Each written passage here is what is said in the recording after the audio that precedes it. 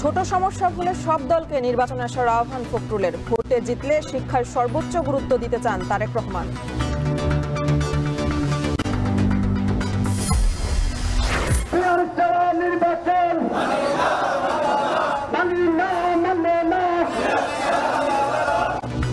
Peer গণভোট সহ 5 দাবিতে জামায়াতের বিক্ষোভ। ক্ষমতায় গেলে তালা পড়বে না নারীর দরজায়, যুক্তরাষ্ট্রের দলের আমির। বাস্তবায়নে নিশ্চয়তা পেলে সনদে সই করবে এনসিপি। ঐক্যমত্য কমিশনের সঙ্গে বৈঠক, সনদকে সাংবিধানিক স্বীকৃতির দাবি।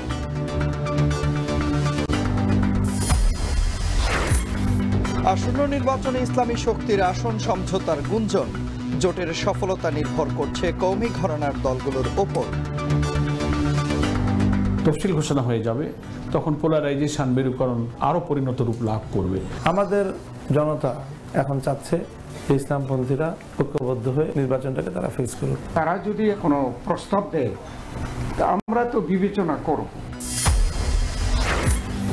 সাফল্যের পরও ক্লাব ফুটবলে অবহেলিত নারী লীগ। মৌসুমে আবেদনের সময় বাড়ালেও সাড়া দেয়নি বড় ক্লাবগুলো।